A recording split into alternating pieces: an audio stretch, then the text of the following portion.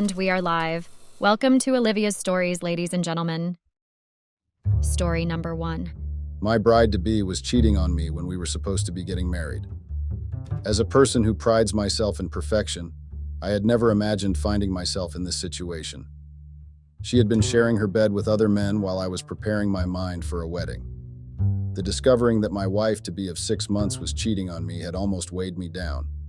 But luckily for me, I wasn't a fool that believed in love, and I saw women for what they always were: liars. However, I had thought that I had everything about this woman figured out. Heck, that's why I had proposed. Not because of love or anything weird like emotions. I had also thought I had absolute control when it came to my relationship with her. But she goes and proves me right. I say right because I have never been wrong. I guess I could say I always expected this. Expected there to be a hitch in my relationship with women. Trust me, it began from when I was little. I was made to never rely on a woman's word because, as I said before, they were all liars. I had only decided to marry my fiancée because she seemed a tad bit different from the rest. Emphasis on tad bit. And I really thought she couldn't get the best of me. I should have trusted my instincts. Women were one and truly the same, and my friends had laughed their asses off when I had told them of my problem. So I have come to you Redditors for a solution. My wife-to-be was a hardcore career woman, a seasoned businesswoman whose 80% of her business transactions involved traveling and meeting people from all walks of life. This could sometimes take the whole weekdays, leaving her with only weekends for other things. I had advised her shortly after I had proposed to stop her work, as I was well-to-do and could take care of her. This she had strongly refused, always claiming to be an independent lady. Mind you, that's not how I met her when we started dating. I hate not being in control, and I told her to quit, but now I see the reason why she had refused to leave her job. That's because she was sharing another man's bed under the pretext of traveling for business. I had no idea how I had never looked into whatever she was doing. I had overlooked because I had thought everything was going well. Our wedding plans were already underway, and she goes ahead to do that. Can you imagine the audacity of women? They're all the same, professing their undying love and devotion and accepting your ring 1 minute, then sharing another man's bed the next. Just like I had said earlier, weekends are the only time available for us to see and continue our wedding plans. She had accepted her job once we had started discussing about getting married. I hadn't thought much of a to-be-wedded couple not spending time together. I mean, we had the rest of our lives to spend together, so I hadn't protested her job at first. But when it became something she carried on her head always, I began to complain. I am a man, of course. I have needs. Needs she was supposed to be satisfying, but she had taken it upon herself to become Forbes' most independent fiancé, coming up with excuses left and right. Stupid excuses now that I think about them. Terribly stupid excuses that I should have seen right through. When did I begin to notice something was off about her attitude? The day we were supposed to go cake tasting, and then she called to say she won't be able to make it back from wherever her work had taken her. This woman had slied me, and she had sounded breathless while at it, like she had just finished tumbling in the sheets or she was getting ready to begin. And I had taken it at that moment. That's what irks me. I hadn't demanded that she come home immediately. I had just said okay and thought of way to reschedule cake tasting. It's like our positions had switched, and I was the one with the apron around my neck, baking cookies and rescheduling cake tasting. She was undermining my mojo. Well, I wouldn't have even come to this realization that something was off if not for the signs, the various signs. After that incident, I began to take note of the signs, although not consciously, but at the back of my head. I was storing them there.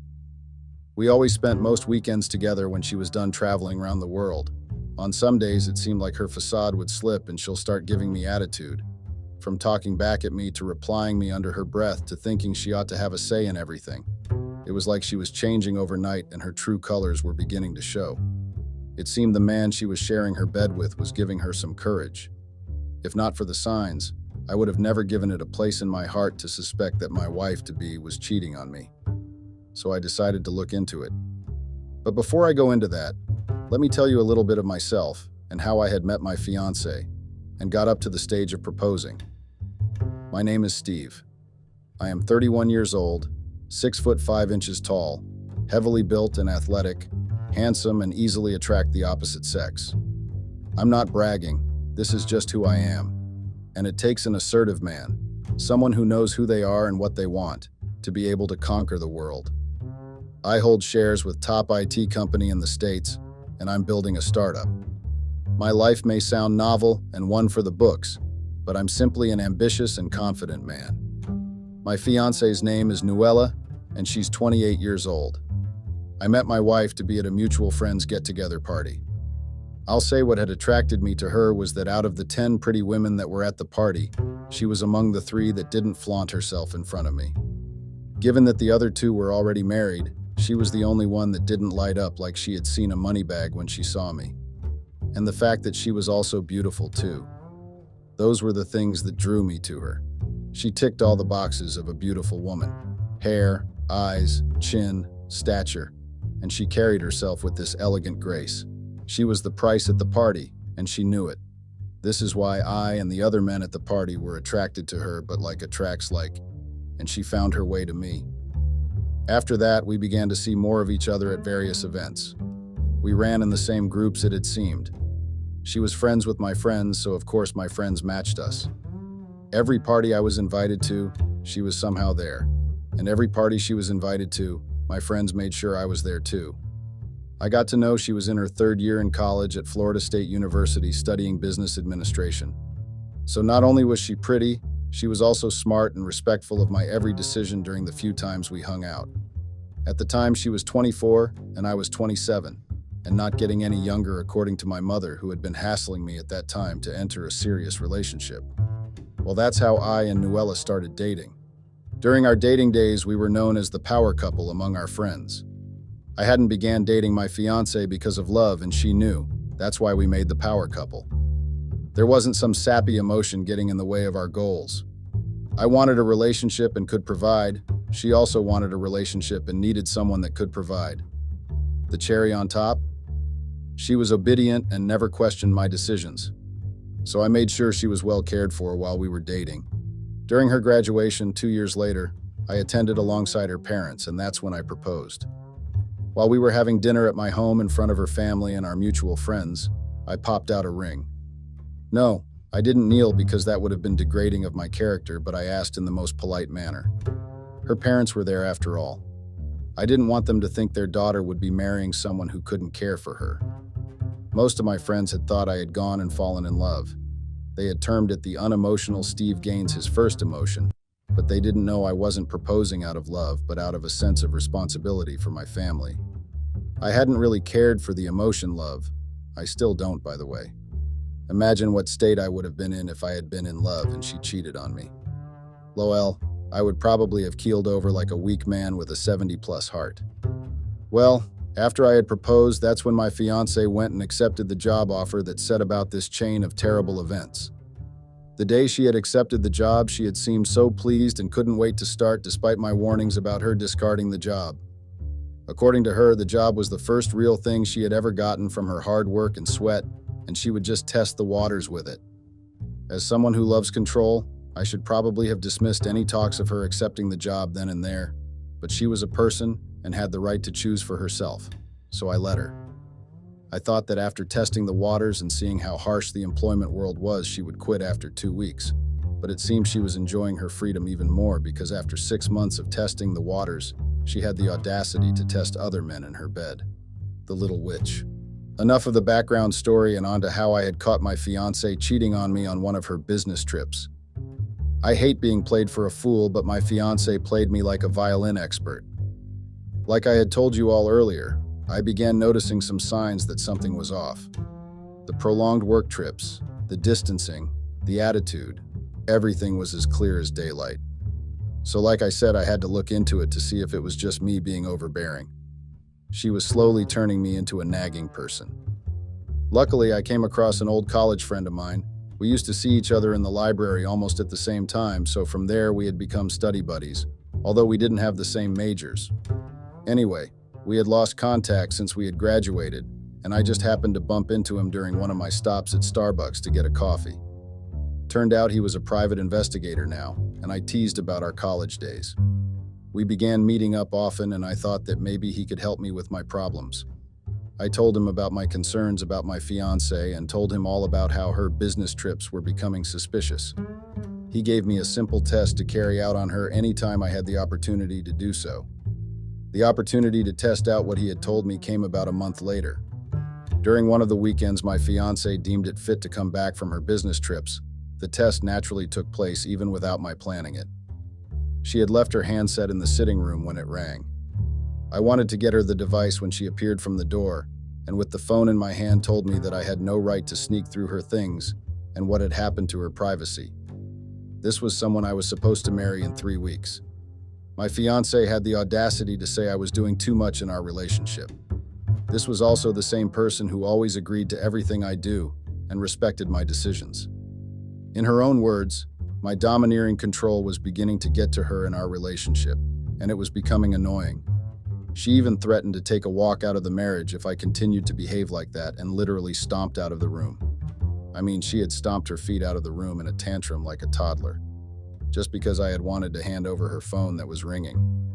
I hadn't even gotten a look at who was calling because she had snatched it out of my hands like a guilty witch. To say that I was shocked stupid by my fiancé's outburst would be stating the obvious. In fact, I was dazed and left at a loss for words. Even now, as I recall the events, I can still feel the shock traveling up my spine. For the first time in my life since I had become old enough to know right from wrong, a woman had gotten the best of me. Do you know what was even worse? She claimed I had behaved weirdly, and as a result decided to stay away for a week. She stayed away from me for a week. No calls, no texts, not even a bird with a note. It was in that week, as I replayed the events that had led up to it, to come to the conclusion that she was cheating on me. It was as obvious as a slap on my cheek. And that's how I had felt. Like I had been slapped. I just had to prove that she was cheating. The only way I could do that and be sure was to enlist the help of someone I trusted, and who better than the person who had made me see clearly. I couldn't trust my other friends with this news because they all probably thought I was happily in love. Heck, my wedding was supposedly to be in 2 weeks. Well, there wasn't going to be a wedding after all.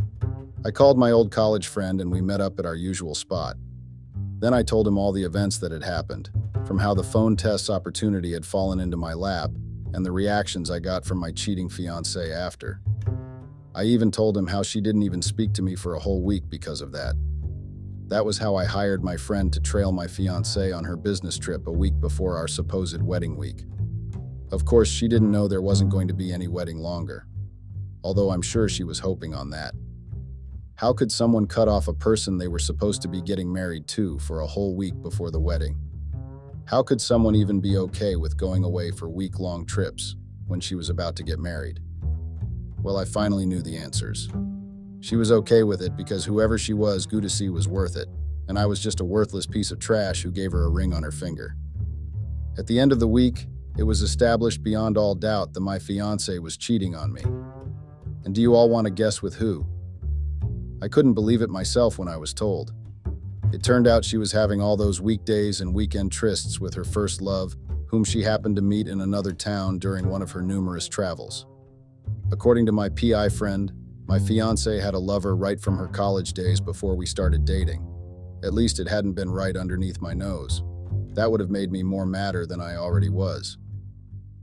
My PI friend dropped evidence to attest to my wife to B's movement with her lover that included pictures of them in romantic outing in a beach, flocking together in hotels. My friend even pulled evidence of extracted text and video messages between my cheating fiancé and her lover in the past 3 months. The text that she had been so jumpy for me to see was right on my fingertips, and my anger was hot enough to prepare popcorn. To say I was beyond livid was an understatement. I hated being played above anything else, and she had the audacity to pretend.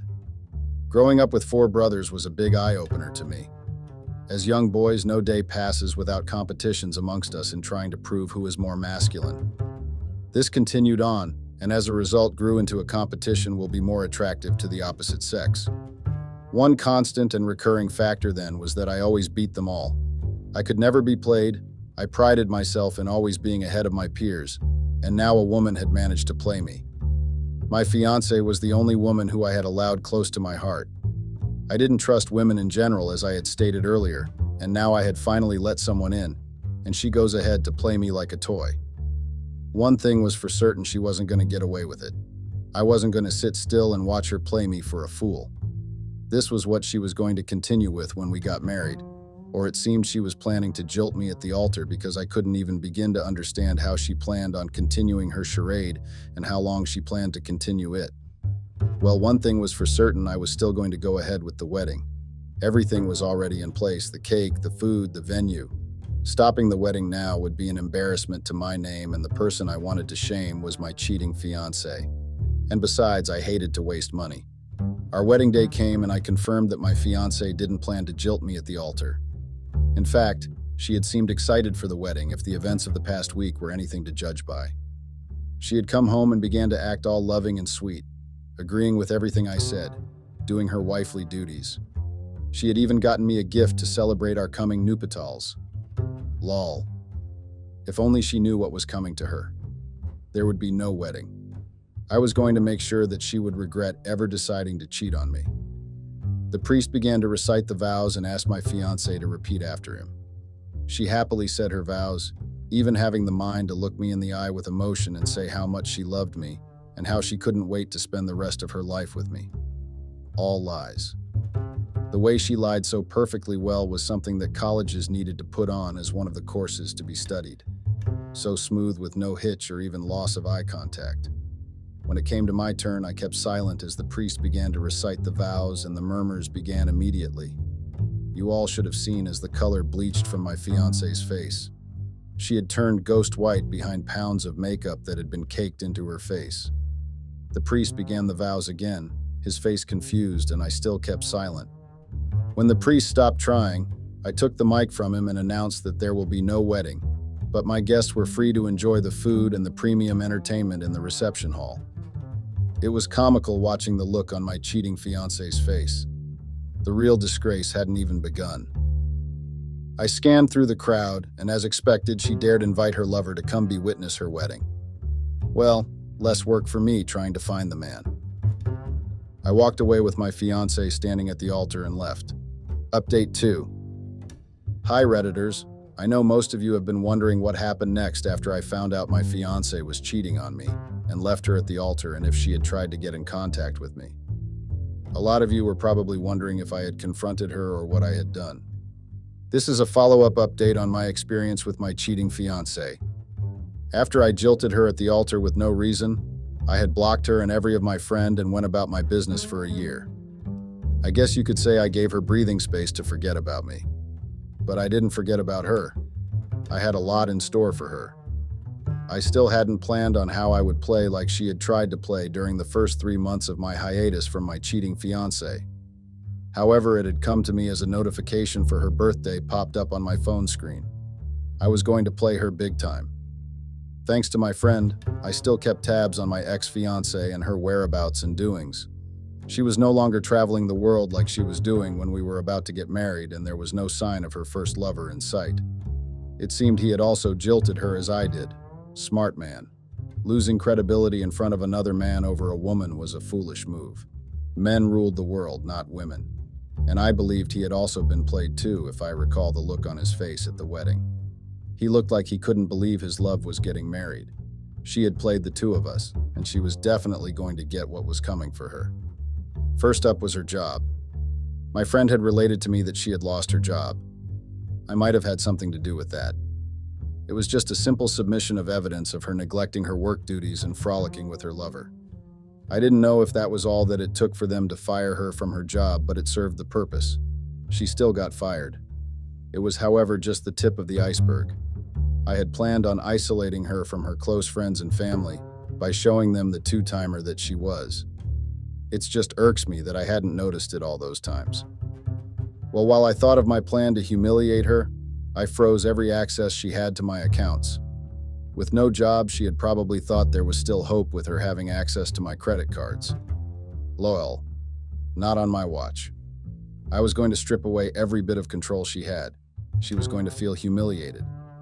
Like I said earlier, the plan came to me when I got a notification of her birthday. By this time, she had already lost her job and didn't have any access to my accounts. This was the time where she'll need someone to be by her side. And it struck me. What if I become that person? And I did. I opened up new social media accounts and sent her friend requests on each one. When she had accepted my friend request, I sent her a text that said I wanted to get to know her, and that's how we started talking. However, she didn't know it was I she was talking to. My username was David, and I was from up north on my profile. I was a middle-aged banker who was looking to have a new friend. So she thought she was talking to a David, and she fell for it. As predicted. We continued chatting over the phone over the course of the year, and during one of those times I decided to drop a bomb question and ask if she had been married before. And I'm sure you've already guessed her answer to that question. Once a liar, always a liar. I had even made the question specific in case she tried to twist it. I had asked if she had been nearly married or even had a boyfriend. But my gullible ex-fiancé had lied her head off that she hadn't dated since she left college. Lol. I guess I was that quick to be forgotten. But she won't forget me for long. She would remember me soon enough. During the course of our chat, my ex-fiancé went ahead and fell in love. According to her, she had been so lonely when I had come into her life, and I knew how to treat a woman properly. In my head, she was spilling a whole lot of trash. Trash talk, because I knew the next opportunity she saw, she was going to find a way to cheat. There was a reason why I never trusted women. Even my own mother lied. I decided to play along and have fun at her expense. Our year was almost up and I needed a way to test if she was being truthful. Lol, even relating the word to anything my ex-fiancé made me want to hurl. She wasn't going to change, but I had to test her before making my plan complete. I know you all on this platform would think I'm taking it too far with her, that since I've ghosted her, I should probably move on with my life. But if I do that, my ex-fiancé was probably going to do the same thing to the next unsuspecting man that comes her way. She wasn't going to learn without a lesson being taught, and I couldn't let her go after she had taken me for granted. That wasn't going to happen. I didn't want the next person to have to plan out a revenge that I could have gotten to. Well, I wasn't going to do too much. I had left her at the altar with no repercussion, and I strongly feel she was going to pull the same stunt on David, so I had to test her out. As David, I agreed to us dating and entering into an exclusive relationship. This was how I was going to test her. A year has gone by and I decided to come back into my ex-fiancé's life, but not as the boyfriend she claimed to love, but as the groom that had jilted her at the altar. My true self. I couldn't believe my mind could be as twisted as this. Well, I couldn't have acquired so many shares in top companies without being smart. And like I said, I like to be ahead of my peers. My mind had been sharpened from an early age. I sent a text to my ex-fiancé and asked that we meet up in our usual cafe. I got there early, ahead of the scheduled time, so I would be able to see the reaction on her face when she walked in. This way, she didn't have the chance to hide the expression on her face when she saw me. And, you wouldn't guess it, Redditors, her experience was one for the books when she walked into the cafe and saw me. It was pure shock before she hid her emotions. She had thought I was done with her. She didn't know the game was just beginning with me, and I intended to have my fun.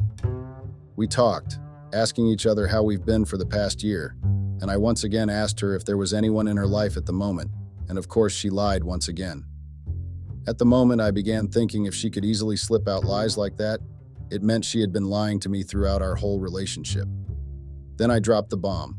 I told her I wanted to go ahead with the wedding. I had shocked my ex-fiancé twice within an hour. But she didn't refuse my proposal. She had even looked excited at the idea of being a bride again. She was so predictable. The little witch was as predictable as they come, and I was sick of it. My plan was falling into place, Redditors. She had fallen for the trap, and I wasn't going to hold back in showing her people how she had been while we were engaged to be married. And this time she was doing it again. I told you all she wasn't going to change if she wasn't called out or taught a lesson. This was someone that had confessed her love to David before meeting with me, and she was accepting to wear my ring again. Trying to dupe the two of us at the same time once again. Do you guys know she even had the audacity to ask me why I had left her at the altar? She had the mind to ask why I didn't want to marry her then, and now I wanted to marry her. The way she put it, like she thought I was mad, but at least I wanted her in my madness. She probably thought she was so likable that I came back begging after a year later. I didn't deem her worthy of a response. She could think whatever she wanted. Well, We began planning the wedding. I told her it was to be in 2 weeks and she was to plan everything by herself. That was her punishment for leaving me to plan the last wedding. By the end of the 2 weeks, I fixed a meeting as David with her. Our very first meeting to celebrate 9 months of getting to know each other. Throughout the 2 weeks it took to plan another fake wedding, she didn't even show she was in love with another man or she was having conversations with another man.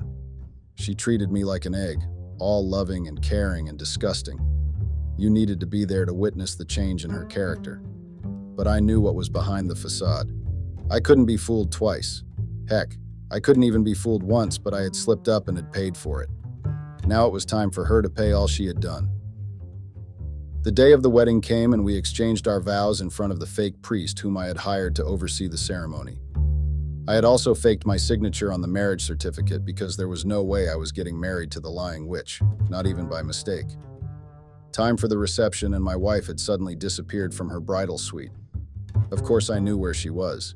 She was planning on meeting up with David at the very same hotel. I had arranged it so the meeting would happen in the very same place my wedding reception was supposed to be happening. I had even hired a guy to act as David, all to catch her in the act. Everyone began looking for the bride and I got a call that she was in the room. I connected my phone to a projector in the wedding reception hall where our guests were already seated. My ex-fiance's face came on the screen with the guy I had hired to be David, and her words were loud enough for everyone to hear. She confessed her love to David on screen in front of all the guests we had invited, and I could finally breathe. Everything had come into play. My guests began murmuring immediately and the projector was disconnected. I sent people to go fetch my wife for our reception. The amount of fun I was having, you all needed to see how everything had played out. My ex-fiancée decided to grace the reception hall, not knowing the disgrace she had brought upon herself. Once she entered, I connected my phone to the projector that was supposed to be showing goodwill messages from our friends and family towards our marriage and showed the evidence of her cheating on me before our wedding day. Luckily, I hadn't invited my family to this second disaster of a wedding. It was only my few friends I had invited and left the remainder of the guest list up to her. So the hall was filled to the brim with her people witnessing what a two-timer she was. I decided to replay her conversation in the hotel room with David again, and watched how the color drained from her face with shock. That color was the color of sweet victory.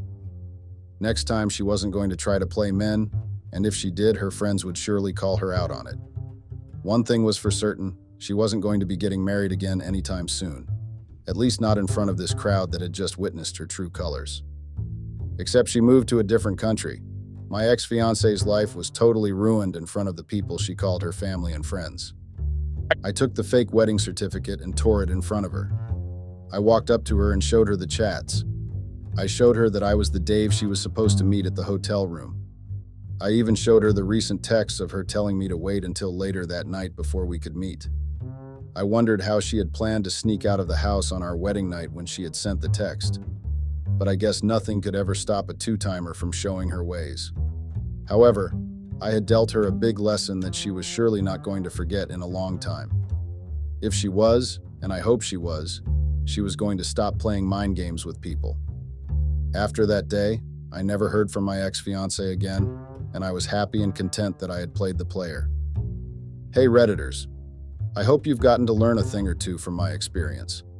I know some of you would think I had gone a little too extreme in dealing with my ex-fiancée, but I have come across people like her more than once or twice in my lifetime. These category of people won't stop until they've been dealt a harsh blow that throws them back into reality. My ex-fiancée thought she was sleek and smart so she could play mind games with anyone. The lesson would serve as a reminder anytime she wants to try it again. Plus, I am now happy with myself from removing myself from her evil claws. It hadn't been a fun experience knowing I was being played for a fool by someone I wanted to marry, but now the experience has made me more self-aware when it comes to dealing with people, male or female. Thank you for sharing in my experience, and I really hope this doesn't happen to you too. Have a lovely day, Redditors. I've always heard that the walls have ears, but I'm only beginning to realize just how true that is. Keeping your marriage private and not sharing personal information with people is really underrated. I've come to understand that I've been a fool for a very long time, and now I've been served divorce papers. I talked trash about my husband with my best friend because he picked a fight with his boss and got fired from work. But now, a lot of things are falling apart in my marriage. Both of them ended up backstabbing me and betraying me without me even realizing it. I should have never trusted my best friend so much that I didn't think twice before telling her something so personal. I never intended to start talking trash about my husband, but the circumstances led me to do it. He lost his job, and we had to go through a lot. It was a lot of pent-up anger from everything that happened that led me to take my family problems to my best friend. I don't know where to start, guys, but as a woman, I'm sure that I'm not the only one who gossips with my best friend. Well, I'm definitely sure that I'll be the only one to regret it this much. My name is Josephina, and I'm a 27-year-old nurse. I've been married to my husband, Nathaniel, for the past 4 years now. My husband is just 1 year older than me, if you're wondering. He's 28 years old. My husband worked at a tech company, but he lost his job recently. He lost his job because he got into a big fight with his boss at work. Yes, guys, my husband lost his job because he let his anger get the best of him. It's not every day your husband suddenly comes back from work, barely 4 hours after leaving, and then he tells you that he lost his job. I almost had a heart attack when I heard him tell me that. It was very difficult to understand why that suddenly happened to my husband. I had a lot of questions to ask him that day, but I chose to keep quiet. I didn't want to burden him with questions because I assumed that he was also feeling bad for what happened to him. I decided to give him some time to get over it. I won't even lie. I was practically dying in silence because I had to suppress my urge to scream out loud. We have 2 children together, and I had to worry about them. I have a boy and a girl, and they are 4 years and 2 years old, respectively. I got pregnant before we got married. If you're wondering how we have a 4-year-old already, lol. After 2 days of giving him time to cool off, I sat my husband down and demanded answers. I asked him why he lost his job and what happened. He just told me that his company decided to shed their workers because they were going through financial problems and blah, blah, blah. He kept using all these big grammars about tech and whatnot. I'm a nurse, and I'm the perfect definition of a nerd. I do not have any knowledge about tech companies and how they function. So, I believed everything Nathaniel said to me. I mean, all I know how to do is care for patients and treat them when necessary. I have no idea about companies shedding workers because of fundings. Those were the lies Nathaniel told me, and I believed them all. I didn't care to investigate or ask questions. I can't be alone when I say it's highly unusual that a wife would sit down and guess her husband decided to pick up a fight with his boss at work. That's not a common occurrence, and my mind did not even go there at all. It was very difficult to keep up weeks after my husband lost his job. We had 2 kids to cater for, and my salary was barely enough to do anything. I earn almost the same amount of money my husband earns, but it became difficult to shoulder the responsibility myself. Before, we would split the responsibilities and use our salaries to cater for the family together. But it became very difficult to do that as time went on because I was doing everything alone. At first, we didn't really feel it because my husband and I had some savings together. But months or even weeks after that, the savings finished and were depending solely on my salary. It was difficult to maintain the apartment we lived in because of the high electricity and water bill. So guys, we had no choice than to move from our former apartment. I won't lie that it was not a difficult decision to make. To move from a good apartment to a lower one just because you couldn't afford it is not the best feeling in the world. But we had to make the decision because it was very difficult to spend that much money on an apartment when we were barely able to pay our legal fees. I got very frustrated that I had to go through that with my family. I don't know how to put it, but it is not exactly the most ideal situation in the world. It's harder to live a difficult life when you have had it a little bit easier before. When I found out my husband lost his job, it was a very big deal, and I felt very defeated because I knew that it was not going to be easy to keep up. But I always assured myself that it was just a temporary thing. I thought he would get another job in at most a month's time. I didn't think we would go 3 months with only me catering for the family. As time went on, I began to get very irritated. I started asking my husband why he was not searching for a job. I held out for a long time and did not want to bring up the discussion because I knew that his ego would be hurt. I have no choice then to finally speak up because the frustration was too much.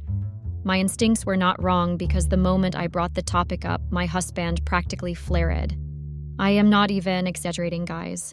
Is the absolute truth, and that is why I got even angrier. Just like I predicted, his ego was very hurt. He accused me of trying to shame him in his toughest moments. Yes, my husband really said that to me. He victimized himself and made me out to be a bad person. Even though I know many people will be against me for saying this, I'll still say it because I am being honest here. I don't think it's fair that men get angry at their wives when the woman has a problem with them losing their job. I know some women are housewives and they don't really work. My situation was different because before and after I met my husband, I worked. I think it's not okay to get angry at your partner when they demand reasons for your unemployment. I know some of those men are not at fault and they are just victims of the circumstances. But I don't think it's unreasonable for a woman to have a problem with having her family suffer. It's just as simple as this. I would have never married you if I knew that I would have to change my children to a much lower school because we can't afford their school fees anymore. I had to do that with my 2 children, and it was a very hard decision to make. Nathaniel got very angry and he went as far as swearing at me. I get that he has a right to be angry about my approach. But I don't think there's any person on earth who will not have a problem with having their husband unemployed for that long. If you don't say it, you certainly think about it, and I was no different. I didn't even want to offend him at first. I just wanted to know why he wasn't searching for a job. Maybe he had been doing so secretly by then, but I never saw him going out to look for a job. Nathaniel was very angry when I brought up the topic, and he literally left the house immediately. I felt bad immediately because I thought that I had done something wrong. I waited for him to come back, but he didn't come home till it was very late in the evening. Even when Nathaniel came home, he didn't want to talk to me, so I took it upon myself to get to the bottom of everything. Before Nathaniel lost his job, we didn't really have any problems in our marriage. We have always been a respectful couple and respect each other a lot. Apart from the financial crisis that came with him using his job, there were also crises that started showing up in the marriage, so I decided to get to the bottom of it. I also noticed that Nathaniel did not like it any time I brought up his former company and how ruthless they were. I always tried bringing up conversation about what could have possibly made this company choose him instead of any other employee. Nathaniel always swept my conversations under the rock, and he never engaged me in any of them. Eventually, I really began to read into it, and I began to question why Nathaniel found it hard to talk about his former company. I know you guys are thinking that I'm a nosy woman who couldn't just mind my business. Well, I had no choice than to intervene because a lot had been going on, and I was tired of it. I needed answers, so I decided to speak to my mother about it and asked for her opinion. I didn't directly tell her Nathaniel lost his job because I'd kept it a secret from her. Nathaniel had warned me not to tell my parents because he didn't want to feel embarrassed or get any help from them. I understood his desire to keep his male ego, so I did not tell my parents about it. I just lied to my mother and said a friend of mine told me her husband lost his job and asked her advice.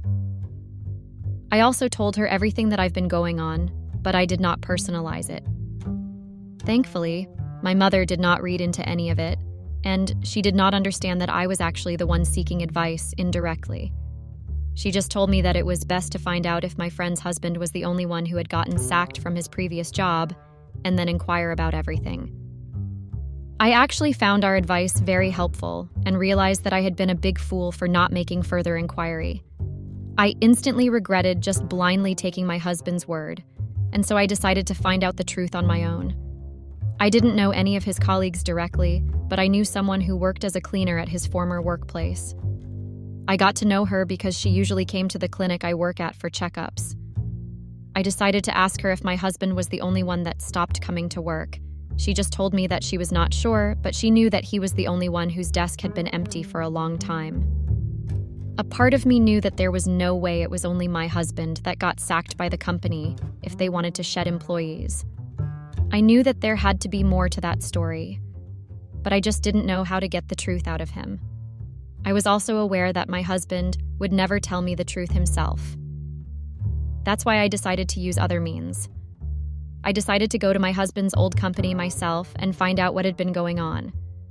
I know I sound crazy, and to be honest, I was really scared of doing that. I didn't know what to expect, and the possibility of things going wrong made me scared. I know I sound like I'm exaggerating, but just me, that's the truth. I also didn't want to make my husband angry in case he found out I went to his old company. Well, even though I was really worried and scared, I ended up going to the company because my curiosity was getting the best of me. I was also going through financial troubles, lol. I needed to find all the truth.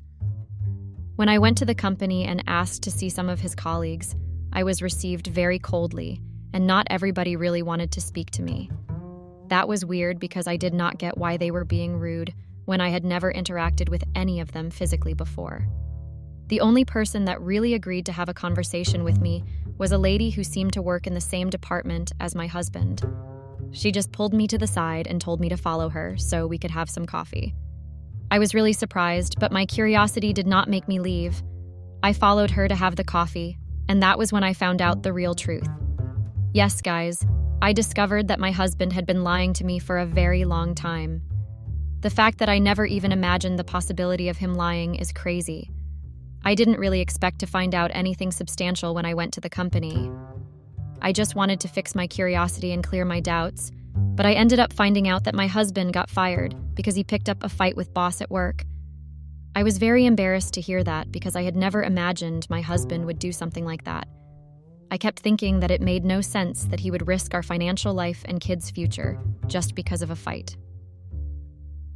What also made no sense was the fact that he decided to lie to me about it. That just explained the truth and proved my suspicions right. I decided to ask her what the fight had been about, but she consistently told me that she did not know. I thanked her and left the company after not being able to get more information out of her. I'll be very honest, guys, it was very difficult for me to just stay home and pretend like I didn't know the real truth and why my husband got fired from his job. It was hard for me to play dumb whenever he brought up the topic and assured me that he was looking for a job. I didn't want to tell him the truth that I had gone to his company because I knew that would have caused a fight between us. I just knew that he would never really accept the fact that I went behind his back and visited the same company that he claimed to have fired him. Weeks after that, Nathaniel was still unemployed, and it seriously got on my nerves. When I didn't know the truth, I was really patient with him, but knowing the truth did not make me patient at all. I blamed him for everything, and I believed that he was the reason everyone was suffering. I didn't see things from his perspective anymore, and I began to snap at him at every given chance. It was so constant that Nathaniel also noticed it, and he called me out on it. He accused me of treating him differently because of his financial troubles. I made it clear to him that that was not the reason, and that even though I was not happy with the fact that he was unemployed, what made me more upset was the discovery I'd made. I couldn't hold it in any longer, guys, and that's why I finally told him the truth. I tried to avoid it for a very long time, but it was hard to keep it to myself. Just like I expected, Nathaniel was very angry, and he didn't take it easy with me at all. It was a very heated argument, and the both of us said a lot of hurtful things to each other.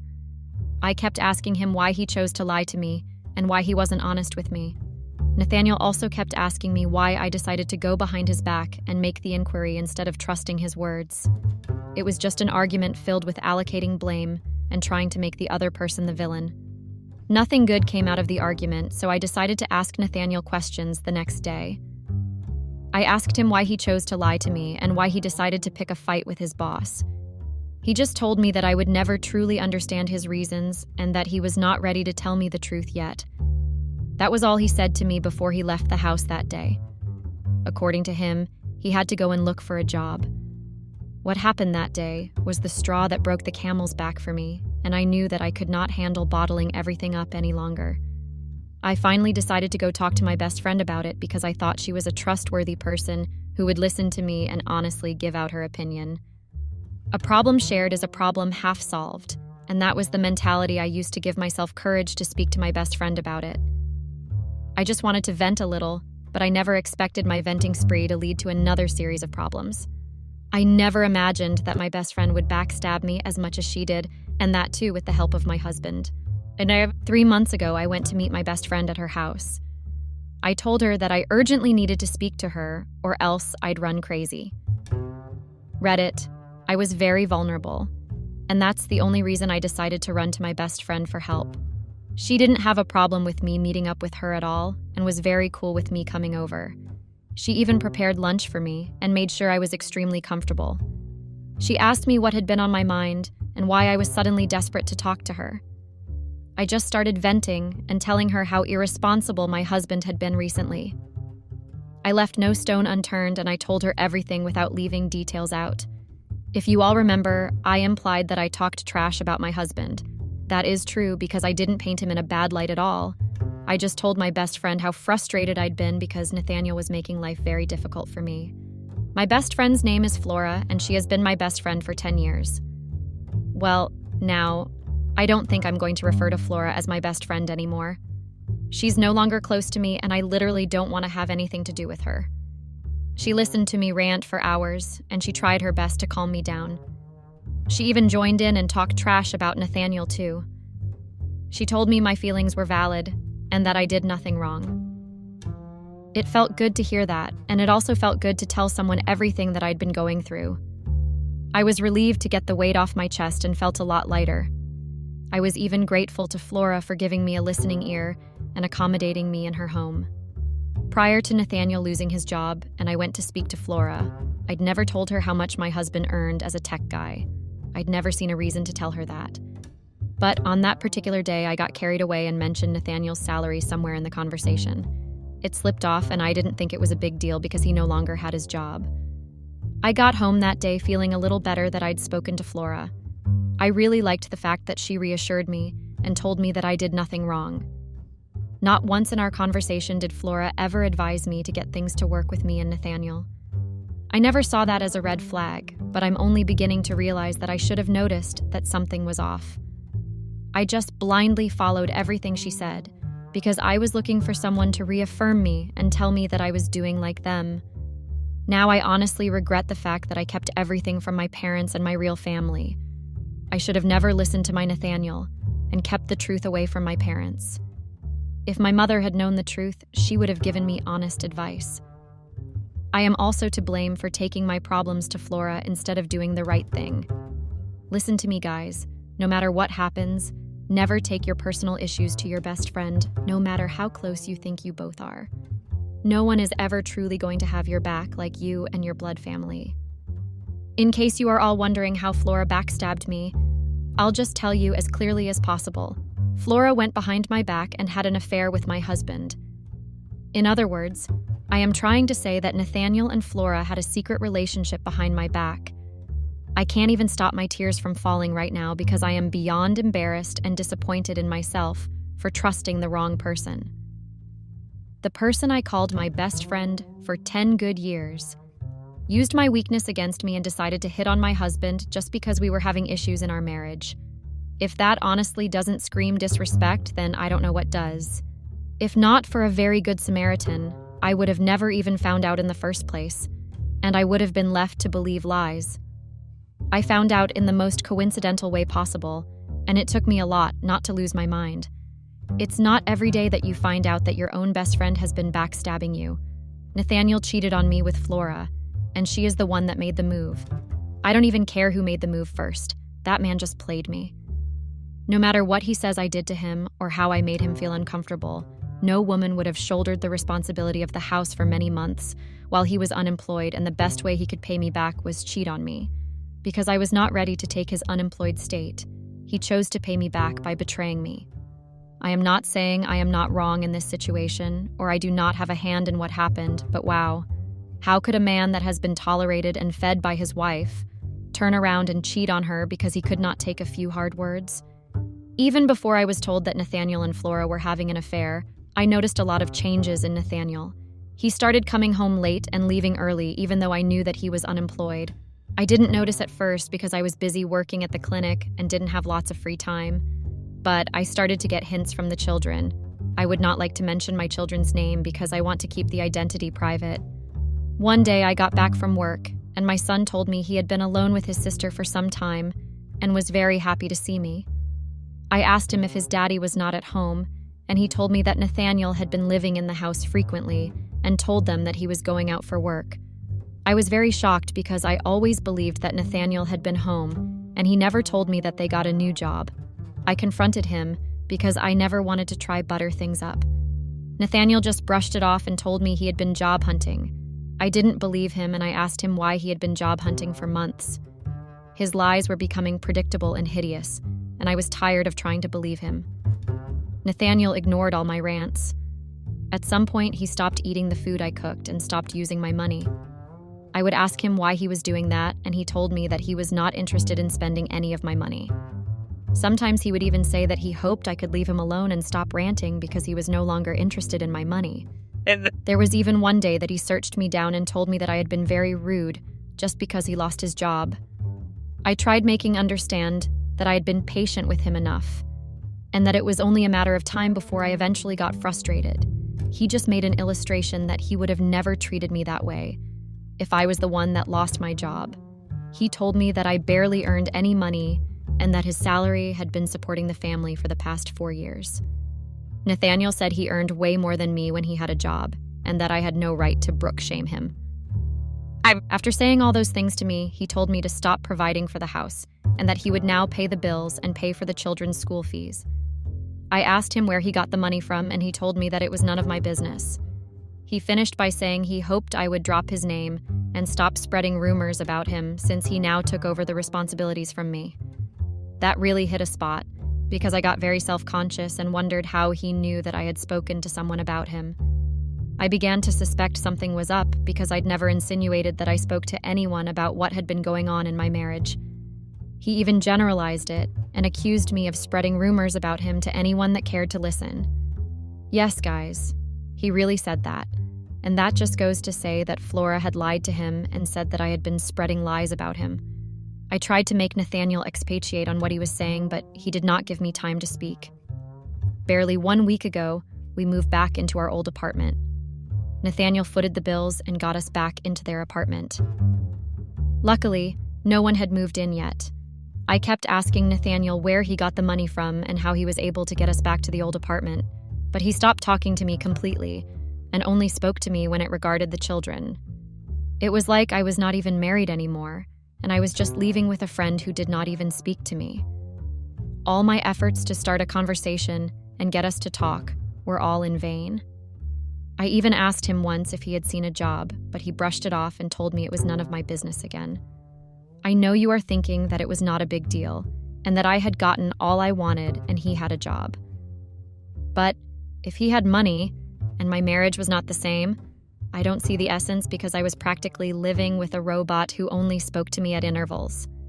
So just 2 weeks ago, I got a call from Flora's neighbor. Her name is Andrea, and I am quite cordial with her. Whenever I visit, I say hi to her, and I even used to share food with her whenever I brought some food for Flora. She called me over to a place and told me she had something very important to say to me. She made it clear that she did not want me to tell Flora about it and that I was only allowed to come when Flora was at work. I found that very weird and confusing, but I got really curious and decided to go and see what she had to say. I was aware of Flora's work schedule, so I was able to make it there when Flora was still at work. I even had work that day, but I had to switch my shift with a friend of mine at work. My curiosity made me do a night shift that day, but I was not even able to do the night shift after I found out what Flora and Nathaniel had been up to. Andrea told me that Flora had been receiving a particular guest constantly for weeks. I was very surprised, but I did not really know how that had anything to do with me. At first, I didn't get why she called me over just to tell me that Flora had been having a particular guest coming over for weeks. But Andrea shocked me by telling me that the guest Flora had been having over constantly was my husband. I couldn't even believe my ears, and I found it hard to understand what she was saying for a very long time. To say I was shocked would be an honest understatement. I even got angry with Andrea and got up from where I sat. I told her it was disrespectful for her to just speak about my husband like that. I was very angry with her, and I even tried to work out. But Andrea did not change her words. She told me she was completely serious, and when I asked her for proof, she just told me that she had seen my husband with my children, and that was how she knew that the guy was my husband. I know that I have never introduced my husband to Andrea because I never invited him over to Flora's house. She told me that she has been seeing the guy constantly but did not know who he was. Andrea saw my husband on the road with my 2 kids, and that was how she knew that it was my husband who had been frequenting Flora's house. It finally made sense, and I believed her because I had introduced my children to her many times before whenever I brought them to Flora's place. I was so angry that I ran out of her house and did not even wait for her to finish speaking. I went to the house and met my husband there. I grabbed his shirt and asked him if he had been visiting Flora all these while without my knowledge. Nathaniel did not even try to deny everything I had said. He said it was true, and that I was the one to blame. The man who cheated on me was accusing me of being the one to blame. Nathaniel told me that he made a mistake by marrying me because I was the type of moment to back about feeding her family. I asked him where all those thoughts were coming from, and that was how he told me that he found out. I have been talking about him to too many people. That's when I realized that Flora had snitched on me and told my husband everything I said. But without being honest, I was very angry and I was about to scream in my lungs, but I had to calm down because our children were in their house. Nathaniel was very indifferent, and even when I tried to explain to him that Flora lied to him, he told me he preferred a woman who stood by him when he was broke and helped him look for a job at another company than a woman like me who only brought his flaws. The man that I am taking over the responsibility of the house from said that to me. Nathaniel left the house before I could even sweat a word, and he has not come back home for the past 2 weeks. She only came to see the children, eat, and grab a change of clothes. I had gone to Flora's place to confront her, and she locked me out of the house. Every single day for the past 2 weeks, I have tried to go to her workplace and confront her, but she has avoided me successfully. I got another shock yesterday when Nathaniel came over and gave me the divorce papers. I feel like a fool, and at the same time I feel like the villain and the victim. I should have never spoken to my best friend and talked trash about my husband. But I don't think it's fair that this is how Nathaniel chooses to pay me after months of having his back. I'm already dressed to go to my parents' place and tell them everything that has been happening in person. I spoke to them over the phone, and they were very devastated, so they asked me to come over so they could speak to me. I'll make an update to this post and tell you all how everything went. Update. Thank you for reading my story and dropping your comments. I'll just try my best to get straight to the point now because this is a very delicate subject for me, and I feel vulnerable writing about it. It's been 6 months now, and I recently got divorced from Nathaniel. After speaking to my parents, they were very angry and they gave me hours of lectures. They told me that I had just had the fire myself by keeping everything from them and trusting a Flora instead of them. They spoke to one of my brothers, and he was the one that helped me catch Flora. I asked him to help me follow her secretly and tell me exactly where she was. That was how I was able to see her and have a conversation with her. I won't even lie to you guys. It was not a conversation at all. It was a confrontation, and it led to me almost making her bald.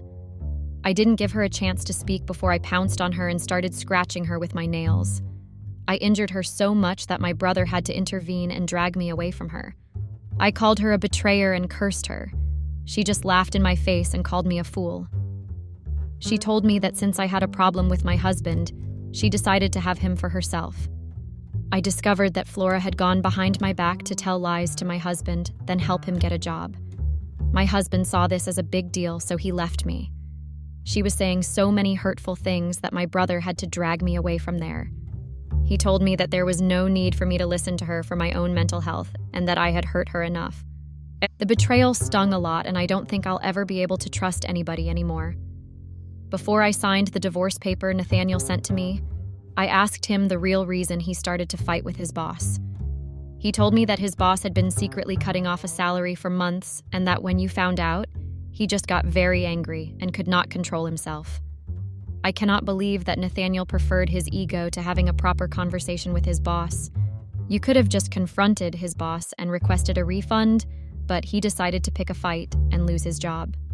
I don't care what anyone says, but even though I am at fault, and 90% of the issues were as a result of my impatience and gullible nature, I still stood by Nathaniel in his toughest moment. I just got tired like everyone else, and it took a toll on me. Anyone else in my position would have done the same thing. I got tired of shouldering the responsibilities, and that's normal. I should have never taken my marital problems to my best friend and talked trash about my husband. I also should have never rubbed his incapability in his face. For all those things, I take full responsibility. But everything else that happened was just pure betrayal and deceit. Nathaniel and I got joint custody of the kids, and he's the one in charge of paying for the apartment we currently live in. He's also the one paying for the children's school fees and health care. Nathaniel and Flora are now in a relationship, and they are living together. Well, I am divorced now, and I hope that Flora and Nathaniel will have a very bad life. I do not care for any of them anymore. That's the awful thing that happened to me as a result of blindly trusting people. I hope someone out there learns from my mistake and doesn't make the same bad mistakes I made.